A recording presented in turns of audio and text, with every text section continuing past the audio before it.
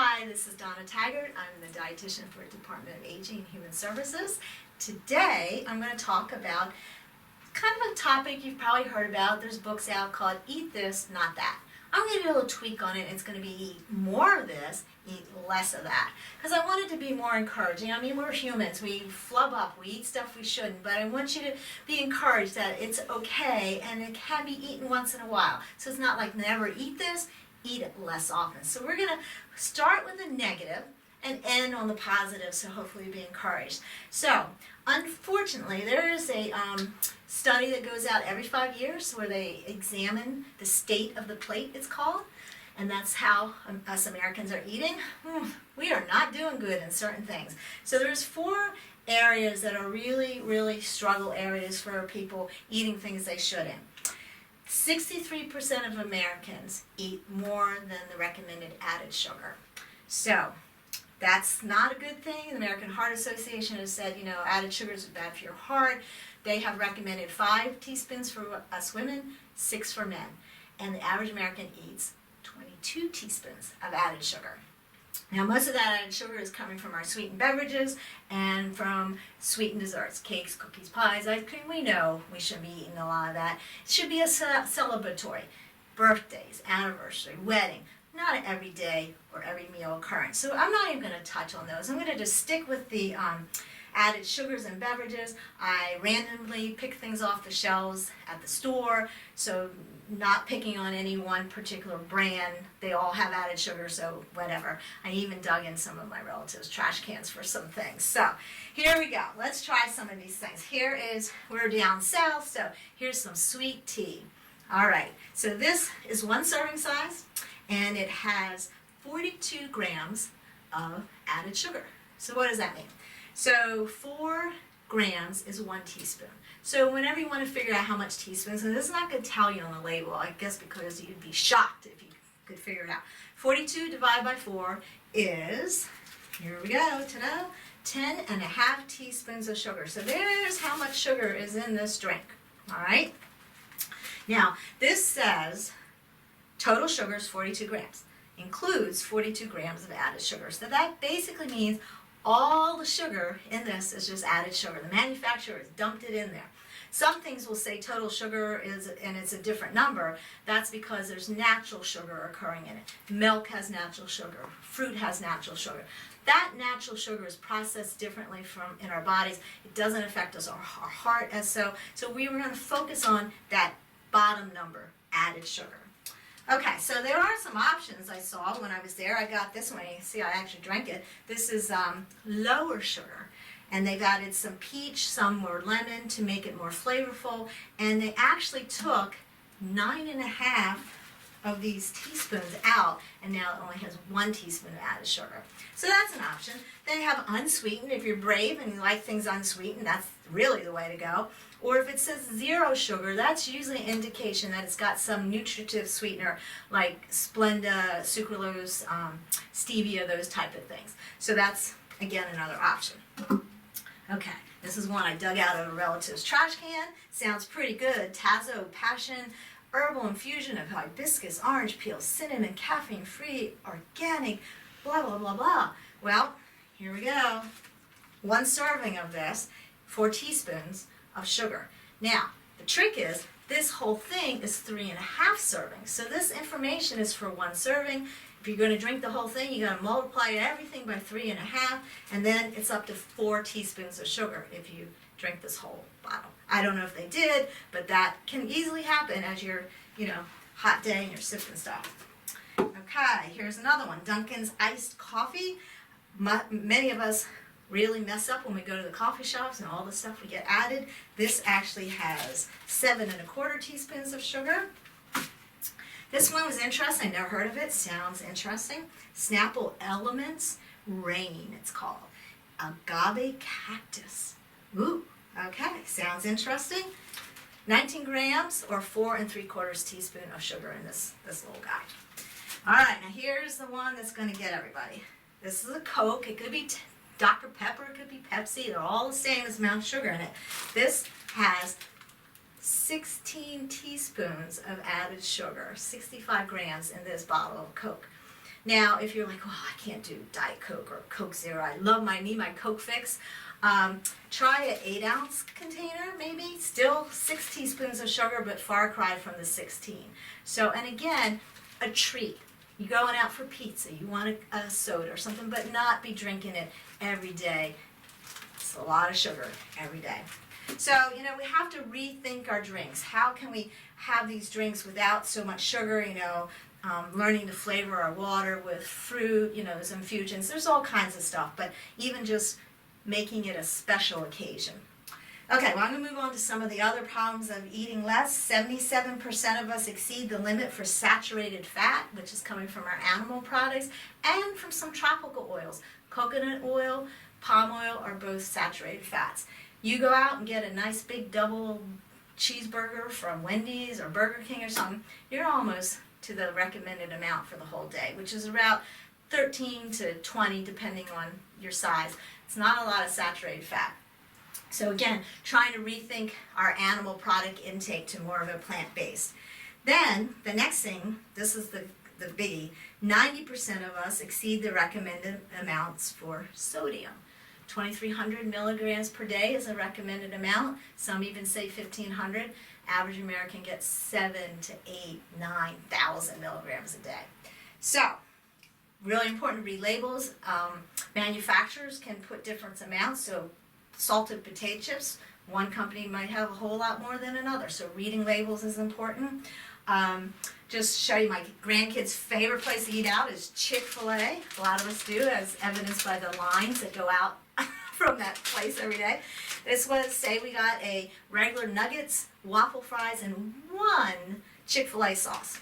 1,600 milligrams of sodium in this one meal. Now, one way you could try to rectify that, because if you just love your Chick-fil-A, is I ordered a kids' meal, same things, the nuggets, the fries, the 1 sauce, and now I've saved 500 milligrams. This is 1,100 versus the big one. And again, making it a treat. Maybe you go out for fast food once a month, once every other week, something like that. Many people I know go every day, and that's really not the thing. Restaurant foods, no control. So working more at home, trying to manage how much sodium, using lower sodium broths, no added tomatoes, salt, no added salt tomatoes or vegetables, using a lot of herbs and spices instead of the salt. Because actually, people think, I don't use a salt shaker, but it's really coming from all the processed foods we're eating, the restaurants, the fast food. So by really rethinking that, here's an example, say you're eating at home and you want to have a can of soup. Soup is really bad for sodium, canned soup. This one, well, yes, sounds interesting, 4% daily veggies, good source of fiber, no artificial flavor, blah, blah, blah, blah, blah. Well, 1 serving is 640 milligrams. You eat the whole can, it's up to 1,200. So again, sometimes even the more healthy sounding things, you have to watch for the sodium.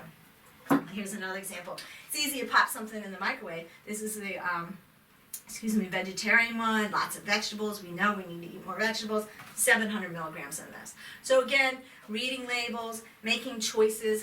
Some are lower, try them. Cooking more, controlling the amount of sodium products you use in your cooking. It's all ways to kind of get away from too much sodium. And then the last one is we need to limit our alcohol. Not everybody's a big alcohol drinker, but the ones who do, we need to limit to, so I brought a little thing of wine to show you. 6 ounces of wine, 12-ounce beer, or 1.5 ounces of hard liquor is 1 drink. Women, 1 drink per day, men 2. That's the recommendation. Okay, so, all right, how many people are depressed? These are all the things we gotta eat less of. But let's shift over to this side of the table, and focus on what we should be eating more. And why? A diet full of fruits, vegetables, whole grains, low-fat dairy, nuts, seeds, fish, all have been shown by research and study after study that anyone who follows this kind of dietary pattern has a lot less risk of chronic diseases like type 2 diabetes, high blood pressure, heart disease, osteoporosis, certain cancers. They're all linked to decreasing that when you're eating this kind of stuff. So hopefully that's a motivation, and it's good, find things within each group that you like. Fruits and vegetables. The sad thing is that state of the plate, thing they did, they found that 1 out of 10 Americans eat the recommended amount of fruits and vegetables. 9 to 11 servings, granted that's a lot, but most people they found eat 1 fruit or 1 vegetable a day. That's it, far from the 9 to 11. And why is that so high? Because fruits and vegetables really powerfully packed with lots of antioxidants, help decrease inflammation, help bring fiber into the mix, help with your digestion.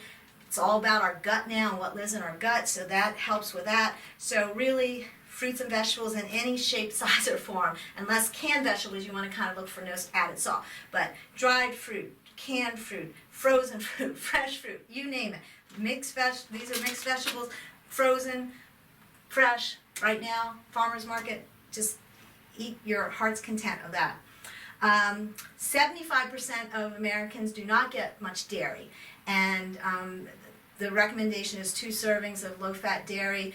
Granted, if you have some kind of allergy or something with it, you don't want to do that, but dairy brings to the table calcium, phosphorus, magnesium, potassium, all kinds of good stuff for our bones and for our heart. So, and fermented dairy, especially, which I have here, the kefir and the yogurt, is bringing a lot of healthy bacteria that live in our gut, and they're linking a lot of important things with our gut, with our brain, cognition, decreased risks of Alzheimer's and stuff like that. So fermented dairy is really important. Fish, instead of having that fatty meat that's giving us saturated fats, we go to fish or chickens and other things, but they recommend 2 servings of a fatty fish. This is salmon, tuna, mackerel, sardines, all have this omega-3s that are going to be good for our heart, decrease inflammation, and 2 servings a week, not too bad. And then grains, they kind of come under a bad rap with all this gluten-free stuff, and gluten-free is legit if you have celiac disease or gluten intolerance, but most people do not. The key is to make sure they're whole grains. Here is a whole grain pasta. Oatmeal is always a whole grain. This is grape nuts, a whole grain breads, brown rice, popcorn's a whole grain. 3 servings of whole grains a day, they really recommend. So if you have a sandwich with 2 pieces of whole grain bread, you're almost there. People are like, 3 servings. Bowl of cereal and you're done. Legumes. Here's a can of kidney beans, no salt added. People always think, oh, beans are such a pain because you have to dry them, but canned beans are great. Just rinse them off if they're not no added salt. And there's tons of recipes and ways to work in your diet 4 or 5 times a week if you can. Nuts and seeds, important. Here's some pumpkin seeds that I've mixed with some, maybe I used to mix them with sunflower seeds and just throw a handful on my salad every day just to get those in. Handful of nuts. Pistachios, fun nuts to eat. Any nut is going to be good for you. Handful, about 1.5 ounces, about 1/4 cup of nuts every single day. They bring a lot to our health. They've been shown to lower the risk of type 2 diabetes because they help with blood sugar control. They fill you up. So a little handful of nuts, you're going to be filled for a snack, and you're not going to be like, I really want to have something over on this eat less of side. So nuts are really, really important. It doesn't mean you can't ever have this stuff, but the more you can eat on this side of the table, the better. And it's never too late. It's never too late to change our dietary patterns, working towards, more healthy eating.